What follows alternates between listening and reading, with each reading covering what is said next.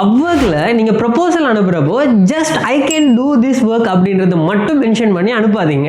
So நீங்க பண்ண வேண்டிய விஷயம் என்ன அப்படின்னா, நீங்க ப்ரொபோசல் அனுப்புற டைம்ல சின்ன ஒரு ஒர்க் சாம்பிள் அல்லது நீங்க ப்ரீவியஸா செஞ்ச போர்ட்ஃபோலியோ லிங்க்ஸ் ஏதாச்சும் இருக்குதுன்னா கண்டிப்பா அதை அட்டாச் பண்ணி சென்ட் பண்ணி விடுங்க. மோஸ்ட் ஆஃப் த செல்லர்ஸ் வந்து ஐ கேன் டூ திஸ் ஒர்க் அப்படிங்கிறத மட்டும் மென்ஷன் பண்ணி அனுப்பக்குள்ள உங்களுடைய ப்ரொபோசல் ஒரு சாம்பிளோடையோ அல்லது உங்களோட ப்ரீவியஸ் ஒர்க் போர்ட்ஃபோலியோடைய போகல பையர்ஸ் அதை பார்க்குற டைம் ரொம்பவே இம்ப்ரெஸ் ஆகுவாங்க. எக்ஸாம்பிளுக்கு சொல்லணும் அப்படின்னா, இப்போ லொகோ டிசைனுக்கு நீங்க ஒரு ப்ரொபோசல் அனுப்ப போறீங்கன்னா நீங்க இதுக்கு முன்னாடி பண்ணிருக்கக்கூடிய ஒரு லொகோட பெஸ்ட்டான ஒரு லொகோ ஒன்று எடுத்துட்டு அதில் சாம்பிள் அட்டாச் பண்ணி அனுப்பிடுங்க. இப்போ சிலவங்க வந்து யோசிப்பீங்க, நான் ஆல்ரெடி வந்து எந்த ஒரு ஒர்க்குமே பண்ணலை, இப்போதான் நான் நியூவாக வந்து ஃப்ரீலான்சிங்க்கு வரேன், அப்போ நான் என்னதான் பண்றேன், எனக்கு ப்ரீவியஸாக எனக்கு எந்த ஒரு போர்ட்ஃபோலியோவுமே இல்லையே அப்படின்னு யோசிச்சிங்கன்னா ஒர்க் சாம்பிளுக்காக மட்டுமே நீங்க 2-3 இமேஜஸ் வந்து ஓனாவே ரெடி பண்ணிக்கொள்ளுங்க.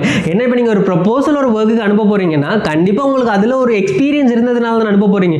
அப்ப அதனால ஒரு 2-3 ஒர்க் சாம்பிள் வந்து ஆல்ரெடியே ரெடி பண்ணி வச்சுக்கொள்ளுங்க. அந்த மாதிரி நீங்க ப்ரீவியஸாவே செஞ்சு வச்சிட்டீங்க அப்படின்னா ஒரு ஜாப் ப்ரொபோசல் பண்ண டைம்ல அது உங்களுக்கு ரொம்ப ஹெல்ப்ஃபுல்லா இருக்கும். இது மாதிரி வின்னிங் ப்ரொபோசல் அதோட ஃப்ரீ டெம்ப்ளேட்ஸ் வந்து எங்களுடைய அப்வொர்க் ஃப்ரீலான்சிங் கோர்ஸ்ல அவைலபிளாவே இருக்குது. வீட்ல இருந்துகிட்டே நீங்க டாலர்ஸ்ல ஃப்ரீலான்சிங்ல earn பண்ணணும் அப்படின்னு நினைக்கிறீங்கன்னு சொன்னா இந்த ஆப்பர்ச்சுனிட்டி உங்களுக்கு பெஸ்ட்டான ஒரு ஆப்பர்ச்சுனிட்டியா இருக்கும். கஸ்டமர் சப்போர்ட் நம்பர் வந்து தான் இருக்குது, இப்போவே கண்டெக்ட் பண்ணி உங்களுக்கு இருக்கக்கூடிய என்கொயரிஸை வந்து எடுத்துக்கொள்ளுங்க. ஸோ ஃபுல் எக்ஸ்பிளனேஷன் வந்து அவங்க கொடுப்பாங்க.